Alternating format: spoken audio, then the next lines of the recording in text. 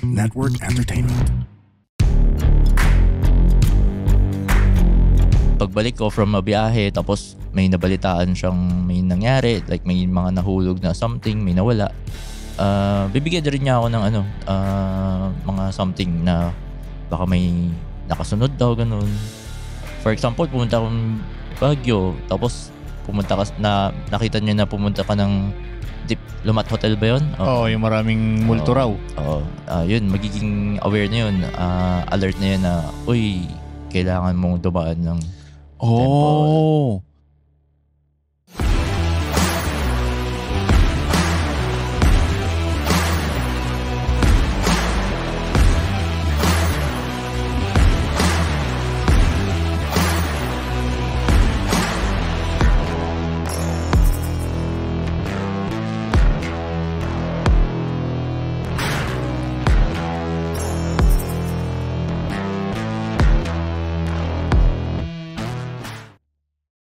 Hey King, what's happening today on Tunay na Rider? Good day, listeners. Here your boy, King Senko. At sa episode na to, iba. Special yung topic natin dahil approaching na to, fast approaching. FYI, sa mga nakikinig po, we are approaching the Ghost Month. Ngayon, may mga kakambal na paniwala yan. And to give us light to what this phenomenon is, meron tayong special guests, iba? Sino-sino sila? Well, we've got a good friend of the show, and I don't even know. How many times have you been on Tunay na Rider, Jan? 3 times. 3 times na. Dami na. Okay. 3-time Tunay na Rider guest Jan C. What's up, Jan? Hi, Tunay na Rider listeners. This is Jan C. from Binondo. Yan. Na may pasalubong pa. Always may pasalubong. Oo, always. It's one time it was toasted siopaw. Fried siopaw. Fried siopaw. Ngayon you brought something special. That's Kangkong King. At mga preno. At mga preno. Elite breaks. Alright. Jan, of course, is joined by his dad, Tito Jimmy C, also here, to give us an idea what this thing is. Tito Jimmy, welcome to the show. Good evening, everyone. Tunay So na Riders. You know, and we were talking about this earlier on the live stream. I have a lot of partners who believe in Ghost Month. And it's never impacted how me outside of work. Kasi there's always this invisible deadline wherein we need to close deals, we need to build a showroom. Parang we have to do it before then, or else, we have to wait. So what's really interesting here is, and what I want to learn is how it impacts me, and I guess our listeners, outside of business. Kasi lahat ng mga tao, alam nila yung impact ng naghahabol ka ng benta, naghahabol ka ng cheque, naghahabol ka ng bayad, naghahabol ka ng hindi ka pwede umutang, yung mga ganon. Yun ang alam mo sa Ghost Month I guess with that, iba, hindi naman lahat kasi, di ba, immersed into the Chinese culture. Oo. I guess una nating tanong para dito sa mag-ama na to, ano yung Ghost Month? Tsaka makukwentuhan nyo ba kami tungkol sa brief history nitong paniniwala na to? So, yung Ghost Month, it goes way thousands of years ago. Hindi siya brief history. Medyo matagal na yan. Oo. So, karamihan yan from China. So, mga naniniwala dyan, mga Chinese na China nga, Taiwan, Singapore, Vietnam. So, pinaniniwala nila na during this lunar 7th month na yung panahon na pinakamanipis yung kumbaga yung daan ng mga namatay, yung mga ghosts, yung mga spirits nila na dumayo dito sa world of the living. So makisalamuha, nakakatawid agad in short. Sila. Yung iba siguro they want to visit, yung iba gustong makisaya or ganon, yung mga ganong mga paniniwala. So itong mga Taoist priests, so they come out with parang prayers or offering para dun sa mga spirito na tumatawid dito, no? Lalong-lalo na dun sa 15th day of the lunar 7th month. Nabanggit natin yung lunar calendar, no? Diyan, bakit pumapatak sa August tong 7th month ng lunar calendar? Bale yung Chinese calendar kasi tinatawag din na ganun. Kung mapapansin nyo yung Chinese New Year, paiba-iba din, diba? So, kunyari, yung Chinese New Year natin ngayon nasa February. So, pumapatak siya ng August ngayon, yung July. So, itong 2024, yung August 4 up to September 2, yan ang ikapitong buwan ng lunar calendar. At ang August 18 naman, yan ang 15th, which is yung sinasabing pinaka-open ang doors nitong yung gate para sa mga spirits. Okay. That said, dito sa Pilipinas, di ba pinaniniwalaan na siya? Sorry, I have a question lang. Kasi I didn't get clarity, no? We didn't really delve deep into this earlier. But when you say spirit, it's not a ghost. What is a spirit? Spirit or ghost. Ghost ba siya? Dating tao na buhay? Or it could be other things? Yung pinaniwalaan is spirit from yung mga ancestors natin, mga dead people. So it is dead people. It is plus okay. Yung mga hungry spirits na yung ano yun? wonder, like yung mga napatay siguro na hindi sila masaya na sumakabilang buhay, mga ganun. Mga hungry ghosts tinatawag nila na gutom sila. So wait, yung mga ligaw. Yung mga may unfulfilled, yung mga ganun. So Ghost Month, could it be a good thing? Like, mahal na mahal ko yung lolo ko. With the barriers thin, could he come over and visit? In theory, yan talaga yung nangyayari is yung mga lolo natin na gustong bumisita sa atin, something like that. Kasi meron sa Chinese na tinatawag na Qingming, like All Saints Day, magkaiba kasi sila eh. Yun naman is tayo nagbibigyan ng respeto sa kanila. Wini-welcome natin sila kumbaga. Yeah. Ito magkaiba eh. Parang sila pumupunta dito. So it could be a good thing. It could be a good thing plus financially, naisip ko lang, it could be a good thing sa mga hindi naniniwala. So, yung business nila baka mas gumanda dahil like, yung mga naniniwala ayaw bumili. So, some like properties. Ay, yung iba naman, walang negosyo, benta ko ng mura. So, yung mga people take advantage. Pwede. That's interesting. Okay. Alright. Eto ngayon, para sa ating mga rider, tayong apat dito, rider tayo, paano tayo makakaiwas from certain kamalasan? Let's put it that way, no? Kamalasan. Kasi ayaw nating maapektuhan nito. Let's face the truth, di ba? Wala tayong comfort ng apat na gulong, ng cage over our heads. Ngayon, as a rider, paano tayo makakaiwas sa ganitong phenomenon, kumbaga, kung kailan mas malas, ika nga? Number one talaga is may proper riding skills. Tapos importante is yung discipline. Then importante talaga prayer din eh. So alam na natin yung yung time is kumbaga sabihin natin dark time na iniiwasan natin lumabas. So alam naman din natin na yung karamihan sa atin kailangan talagang lumabas, magtrabaho. So pumasok. Yes, kailangan importante prayer muna. Huwag kakalimutan yung prayer. Then yung proper skills, yung mga karamihan natin nakikita natin sa daan.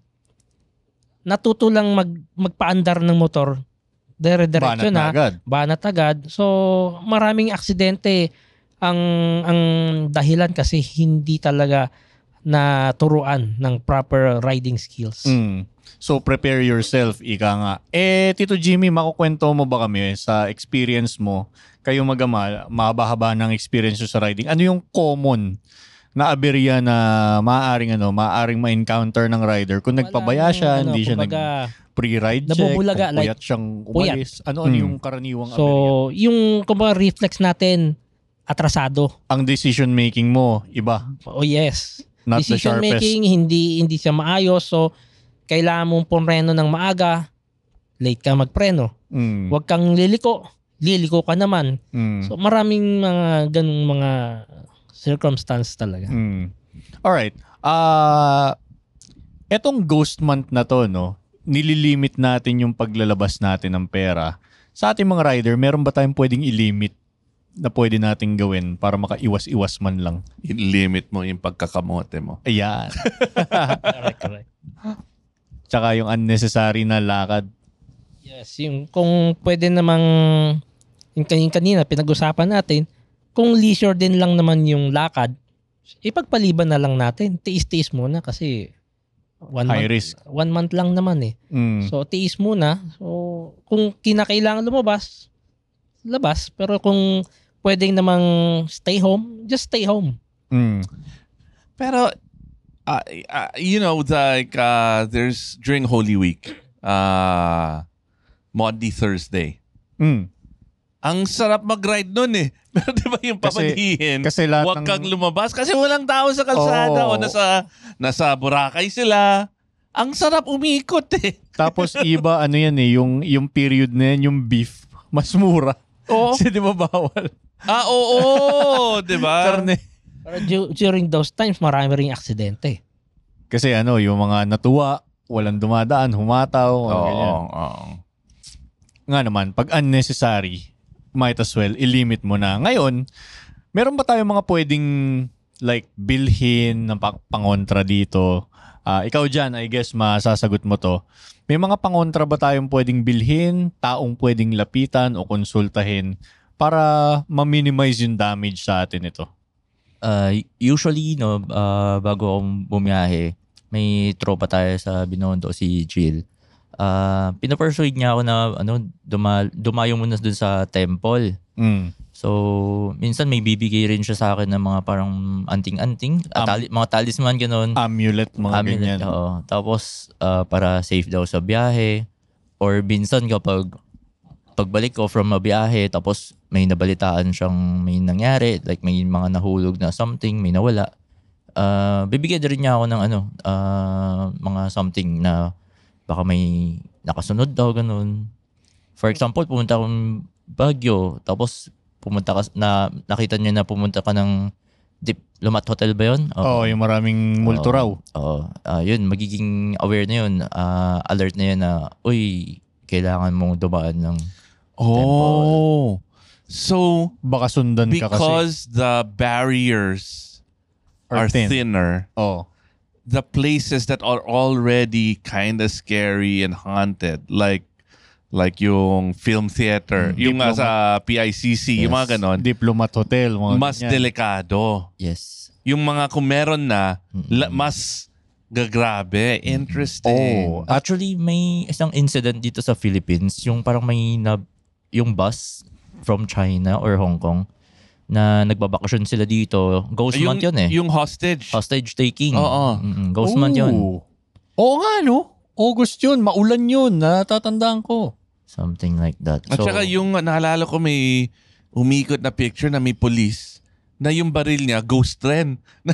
Diba? Parang nakaganon lang. Walang Oo nga, ghost month yun. Interesting. Okay, dahil dyan, meron tayong pwedeng mga, sabi mo nga may mga pwedeng bilhin, isuot. Ngayon, kung hindi ka sure kung ano yung mga bibilhin mo, isusot mo, may pwede ka bang puntahan na lugar, tao, institusyon para kumonsulta? May mga trusted na mga feng shui expert sa Philippines, pwede natin i-research din. Tapos sa Ongpin, may mga stores din sa Chinatown. May mga hindi man sila expert pero may sinusunod silang libro Okay. So, kasi sa mga Chinese horoscope, kumbaga, nakasulat na. So, pwede nyong hingan ng advice. Tapos, bibigay nila sa inyo kung ano yung bagay dun sa birth year mo. Oo, kasi depende rin yan sa kung So, kailan ka pinanganak, anong oras, anong buwan, araw. Even pangalan yata yan. Oh! Di ba? Minsan, meron din ganun. May marunong Yung alphabet. kwenta. Oo. Kinukwenta niya yung sa Chinese name, ganun. Right. Okay. Ghost month, nabanggit mo dyan, from August 4 up to September 2. Ngayon, meron ba tayong inaasahan na peak para dito sa period na to? Meron ba yung talagang yung pinaka-araw na yun yung todo to, wag ka munang gagawa ng padalos-dalos. Yan nga yung August 18. So that's the 15th of July ng lunar calendar. Ano yung meron sa araw na yun, bro? Yun ang i-explain ng tatay ko. Tito Jimmy, ano meron daw dun sa August 18 na July 15 sa lunar calendar? Yun daw ang pinaka-peak ng yung mga ghosts or spirits na tumatawid. Yung Pinakamalakas sila. malakas. Oo. Pinaka-crucial time. Oo. Ngayon, sa araw na to, kasi nakikita ko, tatapat siya ng araw ng linggo. Anong pwede nating gawin? Like to minimize its damage at least sa business natin, sa ating mga rider, sa personal natin mga buhay-buhay. Ano pwede nating gawin nun? Puro iwas lang magagawa natin. So, kung pwedeng wag lumabas. So, kung kinakailangan naman, just be prepared. Prayer, di ba? Prayer, tapos precaution. Nako, si Jan, kasi labas ng labas yan eh. Yan. Huli. Diba? Huli kagad. Huli, pero di gulong. Sa bahay lang ako niyan. Actually ako, bro, minarkahan ko rin. Seryoso, kasi hindi ako kukuha ng kahit anong gig or event niyan. Mahirap na, baka abutin. Di ba? Okay. Ngayon, let's be specific para sa mga rider. No? Siyempre, bukod sa bibilin mong parts para sa motor mo, yung quality, original, preno, huwag ka magko-compromise, mag-e-elig ka. Sa langis, huwag ka mag-compromise. Oo, isa pa rin yan. No? Kailangan sa world's #1 moto oil. Which is? Castrol, syempre. Ayan, beating heart ng mga motorsiklo natin yan. Alright. Apart from those preparation para sa motor natin, PMS, mga ganyan, may top tip ba kayo? Top 3 tips for each of you. Para makatawid tayo ng matiwasay sa crucial period na to ng taon. Tito Jimmy. Yeah, prayer, prayer, checklist, discipline. Interesting, Tito Jimmy. Kasi prayer is your deeper connection to the universe, to yourself, to the gods, di ba? Pero interesting yung checklist. Bakit may checklist na kailangan, Tito Jimmy? Dahil doon, isang precaution yun, like gulong pag wala sa tamang hangin. So, mas delikado. Preno, ubus na. Paano ka pe-preno? Paano kayo hinto? Paano kayo hihinto? No? So, yung langis mo, wala nang laman, edi sabog ang makina. Oo. So, Malas. Castrol, diba? kailangan ka mag-castrol. Spark plug mo, papundi na. Naaberya ka sa gitna. Paano yan? Oo. Di ba? So, laging silipin ng mabuti. Okay, and lastly, sa tip nyo po, Discipline. discipline. Bakit naman, Tito Jimmy, paki-elaborate naman tong discipline na to? We have to respect, number 1, yung bike. How powerful the bike is, kailangan commensurate din sa skill mo. Tapos we have to respect yung other riders na kasama natin sa daan dahil tayo ay kumbaga we share the road eh. So kailangan nire-respeto mo rin sila kahit yung mga four wheels, we have to respect them so they can respect us. Tsaka hindi lahat ng rider at driver sa kalsada pare-pareho yung skill level, di ba? Yung iba baka nagugulat pagka kumakat ka. Yes. Oo, Maging- tama. Maging cause ng disgrasya. we also have to accept the fact that we're incredibly vulnerable. Oo nga. Right? And lalo na in Ghost Month, di ba? Ayun. Ako may tanong ako kay Jan. Yes. Yes, sir. Since ikaw yung influencer, vlogger, content creator, di ba? Pwede.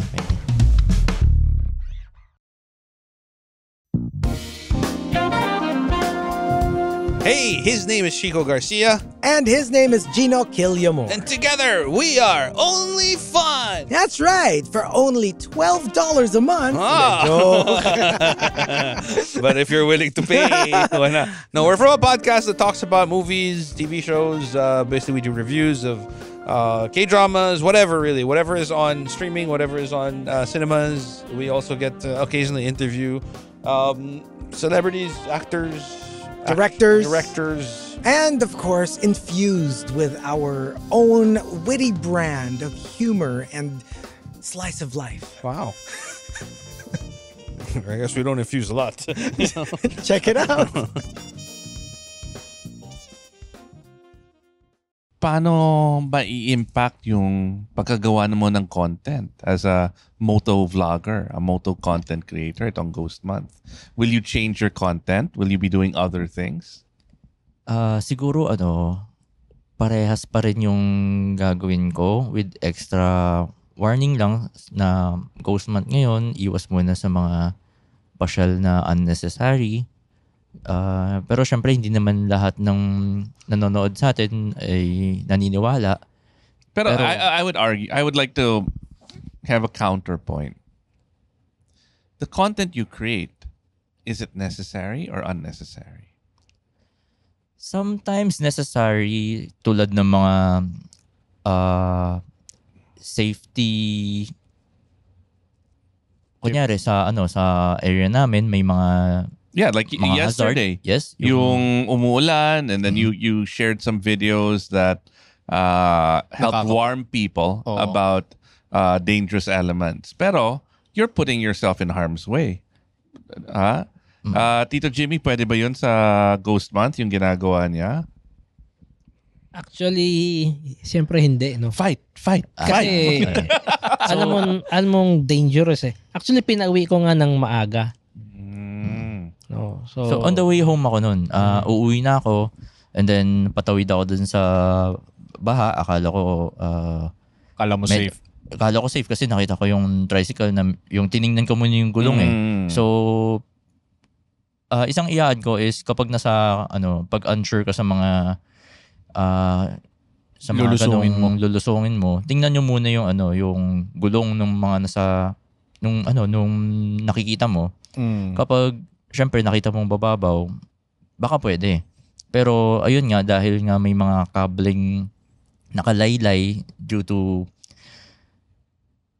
messy cables sa Binondo. Neglect. Ayun, nagkaroon ng hazard dito sa area. So, yung photos na yun, nag-trend nga ng almost 5,000 to 7,000 shares na yata yun eh. Ang dami mo na-reach. Maraming hindi siya paid content kasi photo lang siya eh. So it's a photo. At least nakatulong tayo public service siya. More on public service. Which is na nga ako na sa Facebook kasi bawal yung sa politics eh. Minsan may mga natatamaan tayo na... Ako, ang dami kong tinatamaan. Bawal pala yun? Bawal. Ha? So, nagtatrabaho ko dati sa Facebook, hindi ko alam yun. So yung politics na flag ako, fake news daw yung na-share ko one time na about dun sa mga cables. So, ayan, demonetize ng 3 months. Oh, wow. May ganun siya.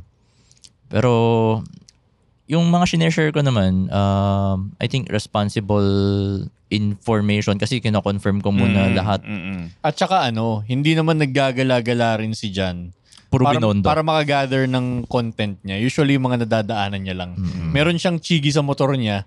Yung mga nakaka-capture lang ng camera nun, parang yun lang din yung pinopost niya eh. Apart from the kuha ng cellphone, ng camera. So yung sa'yo, Tito Jimmy, okay lang yun. Yung hindi na hinahanap, pero nakita niya sa rota on the niya. way naman eh. Oo. Yes. Okay. Kasi nga bawal yung unnecessary na trips. O yun, bro. Okay, so pasado. May content pa tayo makikita sa TikTok ni Jan. With that, bro, Kala ko more toy reviews sa bahay lang, di ba? Pwede. Gadgets. o ngayon, total, nasa yung bola dyan. Ano naman anong top 3 tips mo para makaiwas tayo sa certain kamalasan o at least ma-minimize ngayong Ghost Month? Ayan. So since na-mention ka na rin kanina yung tropa natin si Jill na madalas nag-give ng guidance sa mga safety din around. Siguro yung number 1 is, sabi niya, yung if you're unsure, don't.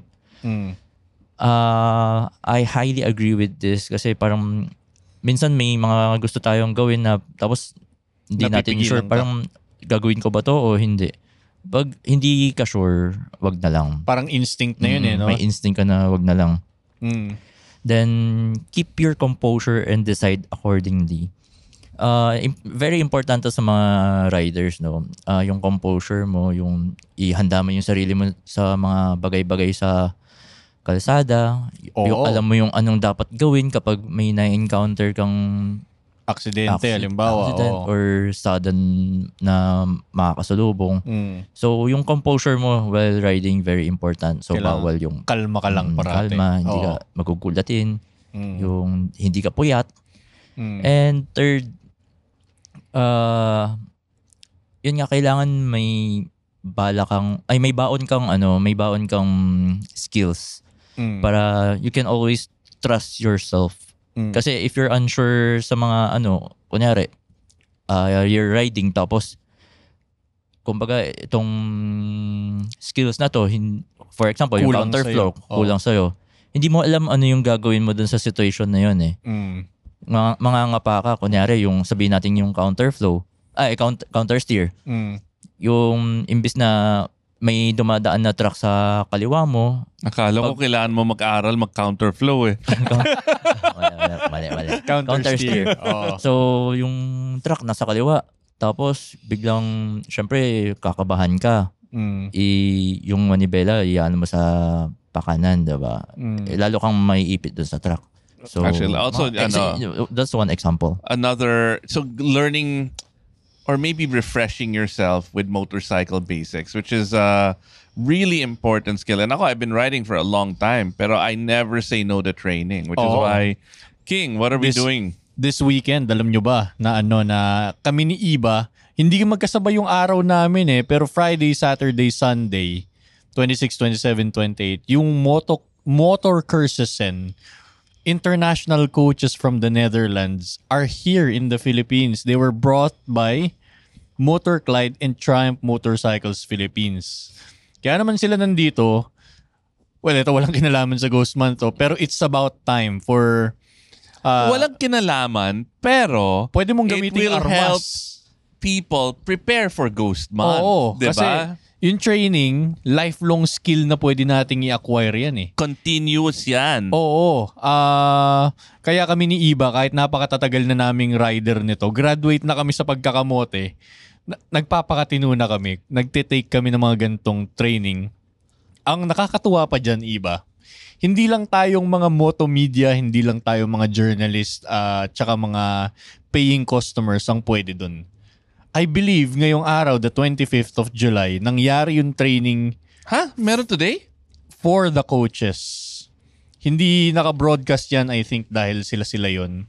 It's the coaches, the international coaches training the local coaches. Galing. Para ma-elevate yung riding skill na may impart nila sa mga and that's natin. where you'll see where the real coaches come out. Oo. Because sino nga? Si Enduro Factory, di ba? sila Pautoral. Ang galing mag-ride yun. Lalo na off-road. Yes. Sa tanong ko, back siya magbe-basic? Pero sabi But niya, level 1. I'm always learning. There's no such thing as intermediate, beginner, advanced, pro. If you're teaching, you're also learning. And great teachers know they don't know everything. Yes. Wala naman taong Mr. Know-It-All. Maraming taong ganun. Pabibo. Maraming taong ganun. Maraming taong feeling nila, alam nila. Pero in reality, di ba? Yep. The more na nagpapanggap na alam nila lahat. Mas Mas bobo mga yun. mas napapahamak yun sa ghost. Sila yung sila talaga yung walang alam. Yung pinakamaingay, yun ang mga walang alam talaga. Ano nga yung kasabihan, iba yung latang walang laman? Siya yung mas maingay. Actually, may pinasosyal lang ng mga mga psychologist and mga they call it the Dunning-Kruger effect. Ano yan? The Dunning-Kruger effect is basically kung may nakita ka kumirit na mga bago natuto mag-ride. And then sinasabi niya, ay hindi ganito ka mag-counter steer, ganito ka mag-brake, huwag ka ganon. Yung mga maingay. Yung motor na yan, na top speed ko na yan, bla bla bla. Sila yung hindi pa nila alam kung ano yung hindi nila alam. Oo. Pero habang gumagaling ka, the more experience you have in whatever subject, right? Could be running a business, the more tumatahimik ka. Kasi the more nakikita mo o naobserbahan mo, siniwalan laman. Naobserbahan mo na hindi mo alam lahat. Ang dami mo pang kailangan matutunan. At saka yan yung yan yung the more experience you gain, mas pinanonood mo na lang kung sino yung inaabangan mo na lang kung sino yung pasikat. And actually, ironically, it's kind of where imposter syndrome comes in Kasi yung mga marunong talaga, hindi sila nagpapanggap na marunong sila kasi alam nila marami pa silang hindi alam. Correct. Pero sila so the more you know, it's parang the less confident you are about your knowledge. Kaya kita mo yung mga coaches ng Motor Clyde, one of the best in the country, pero still nagpapunta pa rin sila ng international coach from the Netherlands. These coaches, hindi to pucho-pucho, iba. These are certified rider from the BMW Motorrad days dun sa Germany.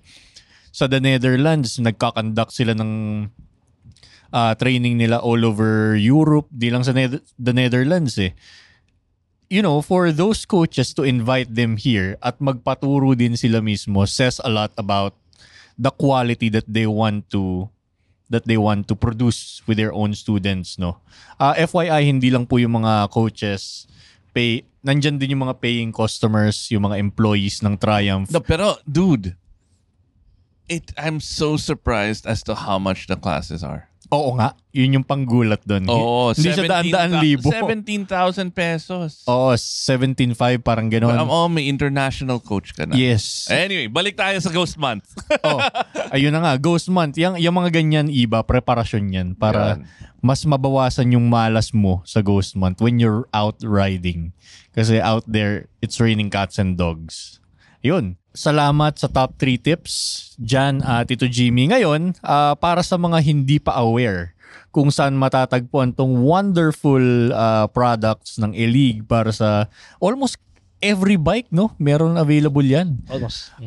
At may mga... To be clear hindi tayo sponsored ni E-League. Hindi. Alam mo, bumibili tayo dyan. Bumibili tayo talaga. And I'm a big fan of si Jan and si Tito Jimmy. These guys are awesome people and I love supporting them. Never ako humingi ng freebies or walang ganun. Walang free, bro.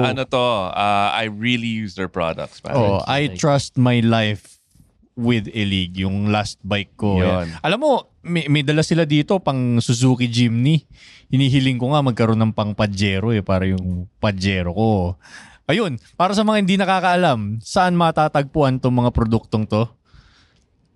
So, dito sa main namin sa Binondo, sa CL50 Powertrain. So, makikita nyo yung mga models natin. And then, we have several dealers all over the country. So, message lang kayo sa page namin sa E-League Philippines. So, we can assist you. Malamang sumasagot dyan si Jan, no? And ikaw nagpapadala? Usually ako. Ikaw, Jimmy. Okay. Sa Juan Luna to, tama? Juan Luna, malapit sa simbahan. Alright, malapit sa iconic Binondo Church. Malapit sa Kopya. Engbitin. Engbiting. Ayan. All right, with that, thank you for listening to our Ghost Month episode ng Tunay na Rider. Again, guys, Ghost Month is fast approaching. Ang key takeaway ko dito, Iba, kung ikaw wala ka namang pupuntahan na necessary, yun talagang kinakailangan, i-postpone mo na yan. Huwag ka na maggala-gala. Ikaw bro, anong pinaka-takeaway mo dito? Well, ako,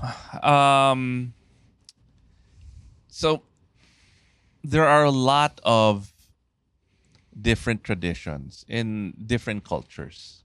Dami yan.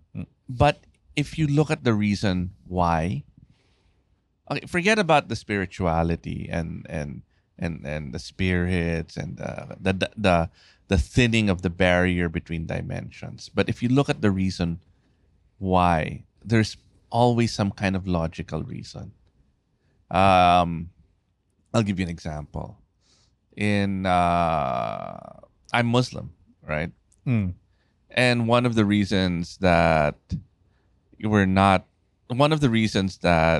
scientific reasons, we're supposed to pray 5 times a day. And nakita mo yung prayer ng mga kapwa kong Muslim brothers and sisters, it's very physical. You move your body up and down multiple times a day. And really, it's hard to explain back then the science about stretching. It's like Tai Chi or yoga, right? But there is benefit to your physical body. But they did it in a way that it's easier to say that it's because God or the Almighty is the one that told you to do it. But if you think about it, me logic, there is something that benefits it. So with Ghost Month, I think the same thing.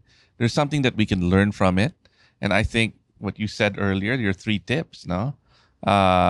Being prayerful is something that we can learn, and it doesn't have to be Ghost Month to do it. It's just a reminder that to do it. Being prepared. Checklist. Right? The checklist. And being disciplined. Pare, those are universal. Hindi yan core value. Hindi yan pang Ghost Month lang eh. Diba? So that's my takeaway. Yeah. That this is a universal thing. You don't have to be Chinese or Taoist or Buddhist. Correct. There's something that everybody can take away from it. Right? Yeah. Yun. With that, thank you so much for gracing the show, Tito Jimmy, Jan. Para sa mga hindi pa naka-follow, no, you may follow us on our social. Tunay na Rider. On Facebook, on Spotify. Or wherever you get your podcast. YouTube. Nandiyan tayo sa YouTube. Walang nagfa-follow sa amin sa YouTube eh. Dapat damihan natin yon.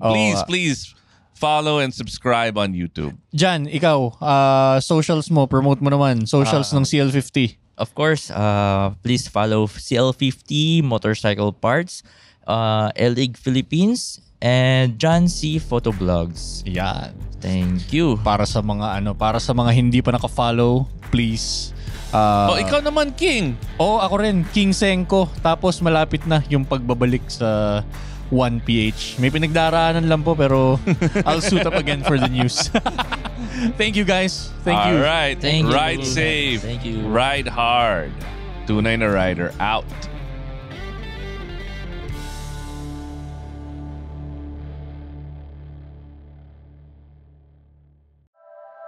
The opinions of podcast creators, hosts, and guests are not necessarily reflective of the official stance of the Pod Network Entertainment, its hosts, or other network programs. The content created by the people behind the podcast is personal and not meant to harm any religion, ethnicity, group, organization, company, or individual.